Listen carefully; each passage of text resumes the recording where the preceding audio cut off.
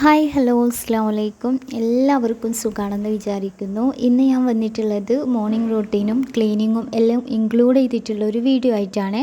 Video skip ചെയ്യാതെ കാണാം. ഇഷ്ടമാണെങ്കിൽ എന്തായാലും ലൈക്ക് ചെയ്യുക. ഇതായിട്ട് ആരെങ്കിലും വീഡിയോ കാണുന്നുണ്ടെങ്കിൽ ചാനൽ സബ്സ്ക്രൈബ് ചെയ്യുക, സപ്പോർട്ട് ചെയ്യുക. രാവിലെ ഒരു 6 മണിയായപ്പം കിച്ചണിലോട്ട് കയറിയിട്ടുണ്ട്. ആദ്യം തന്നെ ചായക്കുള്ള വെള്ളമൊക്കെ വെച്ച് കൊടുത്തിട്ടുണ്ട്.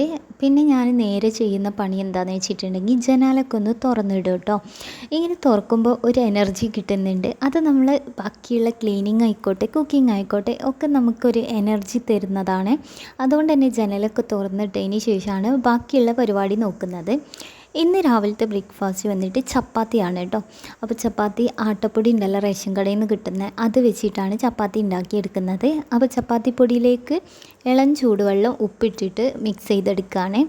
അത് കഴിഞ്ഞതിന് ശേഷം കൈ വെച്ചിട്ട് നല്ലപോലെ ഒന്ന് കുഴച്ചെടുക്കുന്നുണ്ട് കേട്ടോ.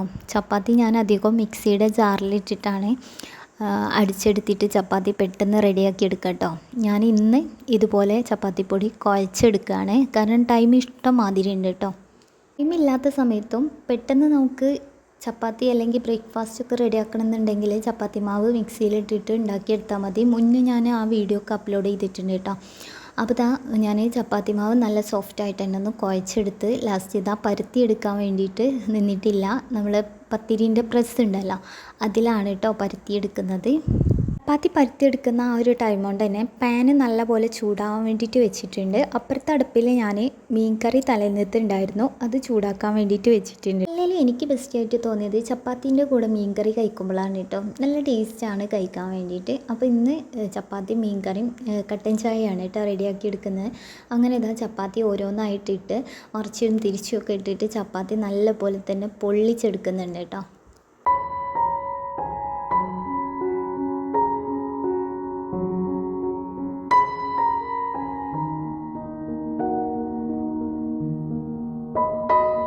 ഏറ്റവും കൂടുതൽ എല്ലാ പണികളും ഒരുമിച്ച് മാനേജ് ചെയ്ത് ചെയ്യാനാണ് കേട്ടോ ഇഷ്ടം. അതിന് ആദ്യം തന്നെ വേണ്ടത് നല്ലൊരു പ്രോപ്പറായിട്ടുള്ള പ്ലാനിങ് ആണ് കേട്ടോ. തലേന്ന് രാത്രി നമ്മൾ പിറ്റേന്ന് നമുക്ക് എങ്ങോട്ടെങ്കിലും യാത്ര പോകാനോ അല്ലെങ്കിൽ അർജൻറ്റായിട്ട് എങ്ങോട്ടെങ്കിലും പോകണം, വർക്ക് ചെയ്യുന്ന മോമാണെന്നുണ്ടെങ്കിൽ അങ്ങനെയൊക്കെ ഉണ്ടെന്നുണ്ടെങ്കിൽ നമുക്ക് പെട്ടെന്ന് തലേന്ന് നമ്മൾ ചില കാര്യങ്ങളൊക്കെ ചെയ്ത് തീർക്കുമല്ലോ. അങ്ങനെ നമുക്ക് ചെയ്ത് തീർക്കാൻ പറ്റുന്നിടത്തോളം തലേന്ന് നമ്മൾ ചെയ്ത് തീർക്കുകയാണെങ്കിൽ പിറ്റേന്ന് നമുക്ക് ചടപടാന്ന് പറഞ്ഞാണ്ട് പണികളൊക്കെ പെട്ടെന്ന് തീർക്കാം കേട്ടോ. അപ്പോൾ രാവിലത്തെ ബ്രേക്ക്ഫാസ്റ്റ് ഒന്ന് റെഡി ആയിട്ടുണ്ട്. രാവിലത്തെ ചായ എന്ന് പറഞ്ഞിട്ടുണ്ടെങ്കിൽ ഒരു 8 മണിയാകുമ്പോഴേക്കും കുടിക്കും കേട്ടോ.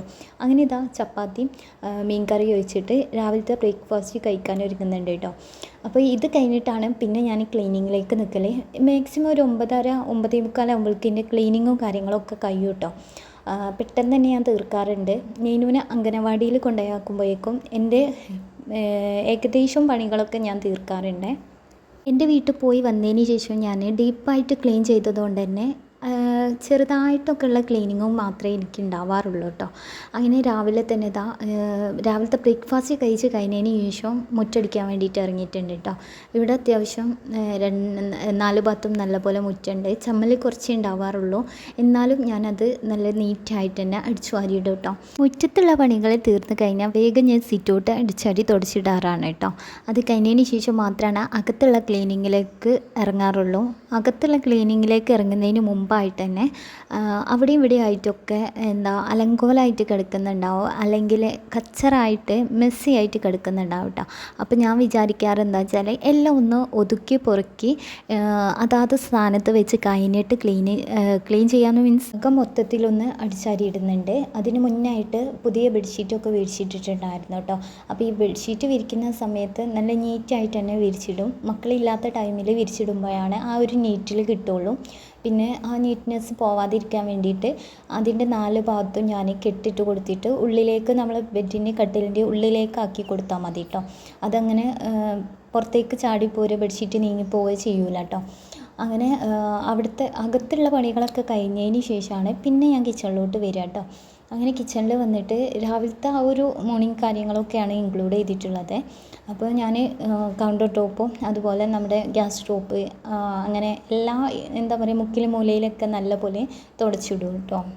ഇന്നും നമ്മൾ ഡീപ്പായിട്ട് ക്ലീൻ ചെയ്യേണ്ട ആവശ്യം വരുന്നില്ല. നമ്മൾ ഡെയിലി നമ്മൾ കൗണ്ടർ ടോപ്പൊക്കെ തുടക്കുന്ന സമയത്ത് ഗ്യാസ് സ്റ്റോപ്പിൻ്റെ അടിയിലും അതുപോലെ കറണ്ട് അടുപ്പിൻ്റെ അടിയിൽ പിന്നെ കുപ്പി അളക്ക് കാര്യങ്ങളൊക്കെ വെച്ചതിൻ്റെ അടിയിലൊക്കെ നല്ലപോലെ തുടച്ച് ഡെയിലി നമ്മൾ കൊണ്ടുവരികയാണെങ്കിൽ നമുക്ക് ഡീപ്പായിട്ട് പിന്നീട് ക്ലീൻ ചെയ്യേണ്ട ഒരു ആവശ്യമേ വരുന്നില്ല കേട്ടോ.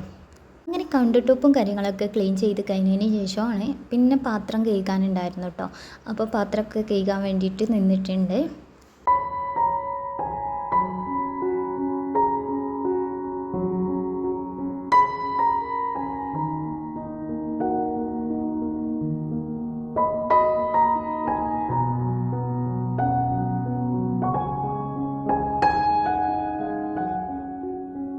ഞാൻ കഴിച്ച് കഴിഞ്ഞതിന് ശേഷം കുറേ കഴിഞ്ഞതിന് ശേഷമാണ് കേട്ടോ മക്കൾ രാവിലത്തെ ബ്രേക്ക്ഫാസ്റ്റ് കഴിച്ചിട്ടുണ്ടായിരുന്നത്. അതുകൊണ്ട് തന്നെ അവർ കഴിച്ച പാത്രങ്ങൾ മാത്രമേ ഉണ്ടായിരുന്നുള്ളൂ.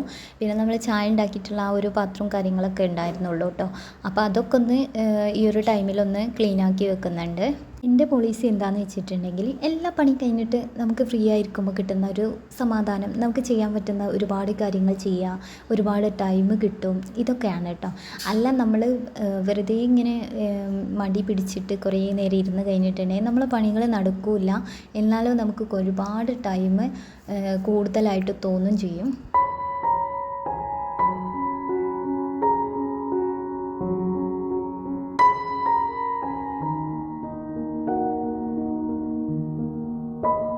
ഇനിയാളുടെ റൂമിലൊക്കെ അടിച്ചു വാരുന്ന ആ ഒരു ടൈമിൽ തന്നെ കിച്ചണിലും നമ്മൾ അടിച്ചു വാരി വൃത്തിയാക്കിയിട്ട് വരും കേട്ടോ. ലാസ്റ്റാണ് പിന്നെ മൊത്തത്തിലൊന്ന് തുടച്ചിടുന്നത്. ഇനിയാളുടെ റൂമും കാര്യങ്ങളൊക്കെ തുടച്ച് കഴിഞ്ഞ് ലാസ്റ്റ് ഇതാ നമ്മൾ കിച്ചണിൽ എത്തിയിട്ടുണ്ട് കേട്ടോ തുടക്കാൻ. ഇവിടെയും കൂടി തുടച്ച് കഴിഞ്ഞാൽ ഇന്നത്തെ ക്ലീനിങ്ങും കാര്യങ്ങളൊക്കെ കഴിയും കേട്ടോ. ഞാൻ ഈ കുക്കിങ്ങും ക്ലീനിങ്ങും ചെയ്യുന്നതിൻ്റെ ഇടയിലായിട്ട് തന്നെ വാഷിംഗ് മെഷീനിൽ അലക്കാനുള്ളത് ഇട്ടിട്ടുണ്ടായിരുന്നു കേട്ടോ.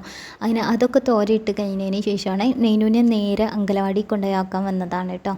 അപ്പോൾ അവൾക്ക് മുടി കിട്ടണ തീരെ ഇഷ്ടമല്ല. അതുകൊണ്ട് തന്നെ മുടിക്കുടിക്കൊക്കെ കൈ പിടിച്ചിട്ടാണ് കേട്ടോ പോന്നിട്ടുണ്ടായിരുന്നത്. അപ്പോൾ ഒരു മഞ്ഞപ്പൂ കണ്ടപ്പോൾ വെറുതെ വെച്ച് കൊടുത്തു കേട്ടോ. അങ്ങനെ അവൾ അങ്കലവാടിയിലാക്കിയിട്ട് നേരെ എനിക്കൊരു ഹാമ്പർ വർക്ക് കിട്ടിയിട്ടുണ്ടായിരുന്നത്. അത് ചെയ്ത് കൊടുക്കാൻ വേണ്ടിയിട്ട് അതിൻ്റെ സാധനങ്ങളൊക്കെ വാങ്ങാൻ പാറയിൽ വന്നിട്ടുണ്ട്. അത് കഴിഞ്ഞ് നമ്മൾ നേരെ വീട്ടിലെത്തിയിട്ടോ. ഇനി ആ ഒരു ഹാമ്പറും കാര്യങ്ങളൊക്കെ ഒന്ന് സെറ്റ് ചെയ്യാണ്ട് അപ്പോൾ അതിലേക്ക് ബാക്കിയുള്ള സാധനങ്ങളോടെയും വാങ്ങാനുണ്ട് കേട്ടോ. അപ്പം നമുക്ക് 2 ദിവസം കഴിഞ്ഞിട്ട് കൊടുക്കാനുള്ളതാണ്. അപ്പോഴേക്കും ആ സാധനങ്ങളൊക്കെ വാങ്ങി സെറ്റാക്കിയാൽ മതി. എൻ്റെ വീഡിയോസ് നിങ്ങൾക്ക് ഇഷ്ടപ്പെടുകയാണെങ്കിൽ നിങ്ങളുടെ അഭിപ്രായങ്ങളൊക്കെ എന്തായാലും കമൻറ്റിൽ അറിയിക്കാൻ വേണ്ടിയിട്ട് നോക്കണം. ചേക്ക് ലഞ്ചിന് ഞാൻ ഉണ്ടാക്കിയിട്ടുള്ളത് വെറുംചോറും കേബേജിൻ്റെ ഉപ്പേരും കോഴിമുട്ടയും അതുപോലെ വെള്ളക്കടല ഉണ്ടല്ലോ അത് കറി വെച്ചതും പിന്നെ അച്ചാറും കൂട്ടിയിട്ടാണ് കേട്ടോ ഉച്ചയത്തെ ഫുഡ് കഴിച്ചിട്ടുണ്ടായിരുന്നത്. പോയി വന്നപ്പോഴേക്കും തന്നെ നല്ല വെയിലായതുകൊണ്ട് തന്നെ പെട്ടെന്ന് നമ്മൾ ഉച്ചയത്തെ ഫുഡും കഴിച്ചിട്ടുണ്ടായിരുന്നു കേട്ടോ. അപ്പോൾ എൻ്റെ വീഡിയോ നിങ്ങൾക്ക് എല്ലാവർക്കും ഇഷ്ടമായി എന്ന് വിചാരിക്കുന്നുണ്ട്. ഇൻഷാ അല്ലാഹ് പുതിയൊരു വീഡിയോ ആയിട്ട് കാണാം. അതുവരെയും ബൈ.